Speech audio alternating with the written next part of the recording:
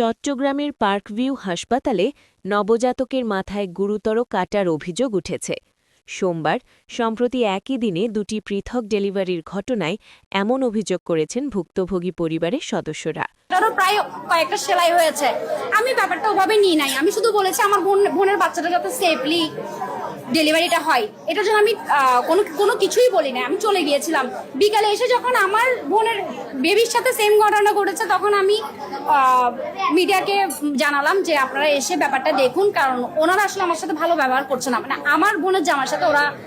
অভিযোগের বিবরণ অনুসারে হাসপাতালের একজন চিকিৎসক ডাক্তার তৌফিকুর নাহার মোনা বলে কিছু সূত্রে উল্লেখ, সিজারিয়ান বা নর্মাল ডেলিভারির সময় অস্ত্রোপচারের যন্ত্রের অসাবধানতায় নবজাতকদের মাথার তালু বা পেছনের অংশে গভীর কাটা লাগিয়েছেন। একটি ক্ষেত্রে মাথার কিছু অংশ কেটে যাওয়ার মতো গুরুতর অভিযোগ উঠেছে, যা সামাজিক মাধ্যমে ভাইরাল হয়েছে এবং ব্যাপক চাঞ্চল্য সৃষ্টি করেছে। ভুক্তভোগী পরিবারগুলো দাবি করেছে যে ডেলিভারির পর শিশুদের মাথায় গভীর কাটা দাগ দেখা গেছে এবং এতে শিশুরা আহত হয়েছে।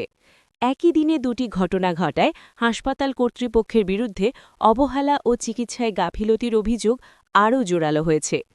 কিছু সূত্রে বলা হয়েছে, পরে আলোচনার পর হাসপাতাল কর্তৃপক্ষ শিশুটির ভবিষ্যতে ৭ বছর পর্যন্ত কোনো জটিলতা দেখা দিলে বিনামূল্যে চিকিৎসার আশ্বাস দিয়েছে বলে অভিযোগকারীরা জানিয়েছেন। জিনিসটা কি সুরাহা করবে উনি জানায় অবশ্যই, তো আমাদের একটাই সুরাহা, উনি এসে বলতে হবে জিনিসটা। মেডিকেল অথরিটি এটা কতক্ষণ আগে জানাচ্ছিল? এই বেশিক্ষণ হচ্ছে না, অল্প কিছুক্ষণ, 10-15 মিনিট হচ্ছে। আপনি বাচ্চা কে হন? হাসপাতালের পক্ষ থেকে এখনও কোনো আনুষ্ঠানিক বক্তব্য পাওয়া যায়নি। তবে স্থানীয় সংবাদ মাধ্যম ও সামাজিক যোগাযোগ মাধ্যমে এ ঘটনা নিয়ে তীব্র প্রতিক্রিয়া দেখা যাচ্ছে। অনেকে এটিকে চিকিৎসা অবহেলার চরম উদাহরণ হিসেবে দেখছেন এবং সুষ্ঠু তদন্তের দাবি জানাচ্ছেন। এ ধরনের ঘটনা চিকিৎসা সেবার মান নিয়ে প্রশ্ন তুলেছে।